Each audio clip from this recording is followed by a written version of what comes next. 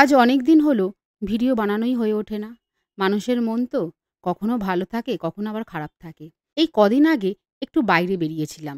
আর বেরিয়েই টের পেয়ে গেছিলাম গরমটা এবারে বেশ সাংঘাতিকই পড়বে। অনেকদিন হলো শালকিয়া দিকে তার আশাই হয় না। তবে ছোটবেলায় যখন আসতাম এই দোকানের দই বড়া আর কুলফিটা আমরা খুব খেতে ভালোবাসতাম। এতদিন বাদে এসেছি, টেস্টটা কিন্তু একদম সেম আছে। মালাই কুলফি তো মালাই কুলফি অপূর্ব খেতে। আর আজকে বাইরে টুকটাক খাওয়া হয়েই গেছে। বাড়িতে এসে কি আর রান্না করবো ভেবে পাচ্ছিলাম না। তবে ফ্রিজে একটু পনির আর ক্যাপসিকাম ছিল, সেইগুলো দিয়ে ভাবলাম হালকা করে একটু পনির রান্না করা যায়। আর বাইরে থেকে এসে কি বা রান্না করা যায় বলুন। আজ মাত্র 10 মিনিটেই রান্না করে ফেললাম এই দুধ পনির। খুব সহজ আর খেতেও বেশ দারুণ।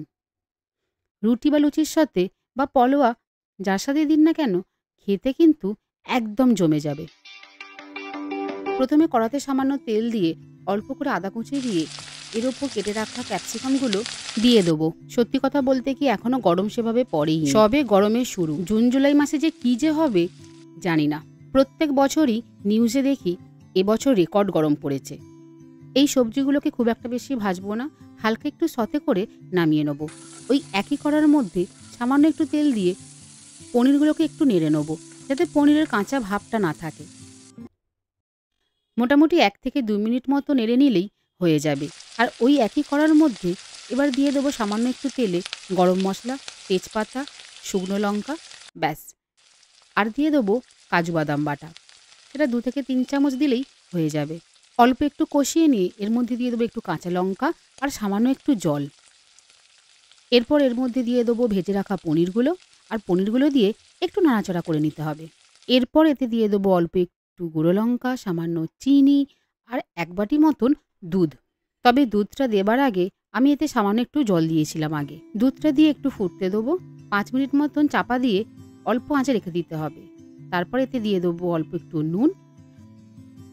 দুধ পনির একদম রেডি হয়ে গেছে।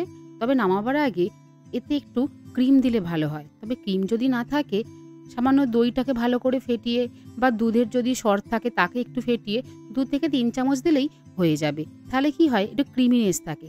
আর ওই যে সবজিগুলো ভেজে রেখেছিলাম সেইগুলো এবার নামাবার 2 থেকে 3 মিনিট আগে দিয়ে হালকা একটু নেড়ে নিলেই রেডি হয়ে যাবে। একদম শেষে অল্প একটু জায়ফল, সামান্য একটু কসুরি মেথি ভালো করে দিয়ে গ্যাসের ফ্লেমটাকে জোরে দিয়ে টকবক করে ফুটিয়ে নামিয়ে নিলেই হয়ে যাবে আমাদের দুধ পনির। ঘিটা এখানে অপশনাল, দিলেও হয় না দিলেও হয়। আমার তো এই দুধ পনিরটা খেতে অসাধারণ লাগে।